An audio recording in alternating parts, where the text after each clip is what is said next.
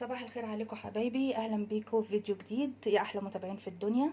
ميرسي جدا على كومنتاتكم الجميله وربنا يخليكم ليا يا رب. هنبتدي النهارده الفيديو بتاعنا مش اكل. الفيديو بتاعنا النهارده الاهتمام بالبشره. انا عندي وصفه انا شفتها على النت، عجبتني جدا وانا جربتها انا شخصيا. وعلى فكره البطرمان ده انا كنت حاطه فيه قبل كده نفس الوصفه وخلصته اهو، وهعمل معاكم نفس الوصفة تاني لانها حلوة جدا.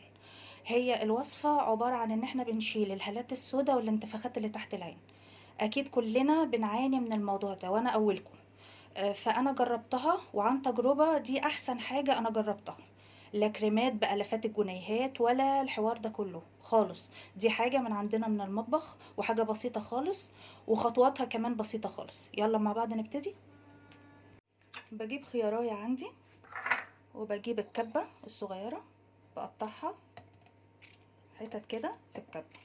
وخلي بالنا ان انا هفرمها قوي لان انا عايزة المية بتاعتها، انا مش عايزة قشرها في حاجة. تمام. وعلى فكرة الوصفة دي لا بتعمل ملمس دهني ولا بتعمل اي حاجة. انا جربتها كمان وسألت اللي حواليا قالوا لي نتيجتها تحفة. هنا طحنت الخيار عندي لغاية ما نزلت ميتها كلها اهي، وهبتدي هنا اصفيها كده بالمنظر ده. تمام. هي النتيجة عندك هتبان من اول استعمال على فكرة، يعني النتيجة عندي بانت من اول استعمال للوصفة اللي انا بقول لكم عليها دي. ولو ما كنتش جربتها وكانت كويسة انا ما كنتش نزلتها عندي في القناة خالص. بنزل ميتها كده بالمنظر ده كده لان انا عايزة المية بس.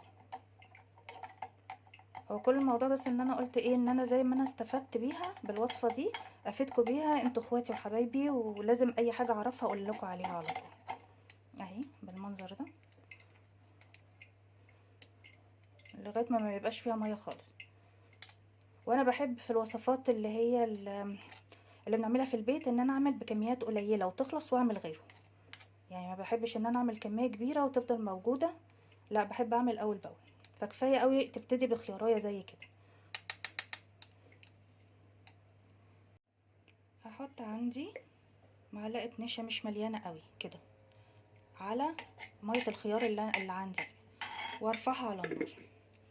بس اقلب فيها بس شويه علشان ما تتكتلش مني، يعني اديها تقليبه حلوه كده وبعدين ارفعها على النار. هي هتبقى عندي بالمنظر ده كده زي ما انتوا شايفين كده اهو. ارفعها على النار وافضل ادوب فيها لحد ما تديني ملمس كريمي كده، ما بتاخدش اي حاجه.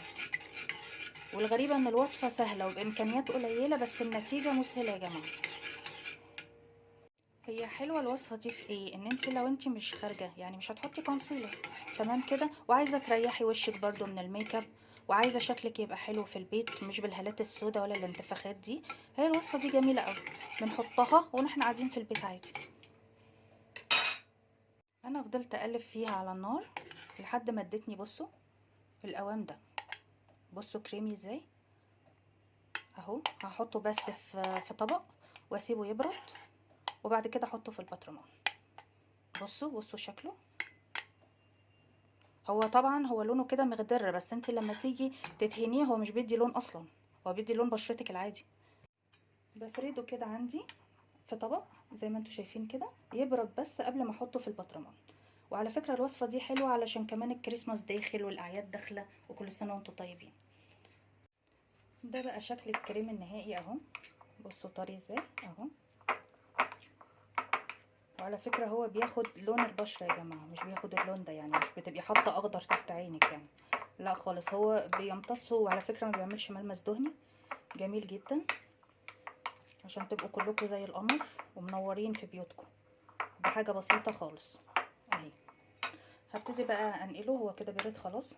هحطه في البطرمان عندي اللي انا هحطه في التلاجة. على فكرة البطرمان ده ما يطلعش غير وقت ما انت هتستخدميه وبعدين بيرجع التلاجة تاني، لازم الوصفات دي تبقى في التلاجة على طول. ده شكل الكريم النهائي اهو، يا رب يكون باين. يا رب اكون فدتكم زي ما انا استفدت بالظبط.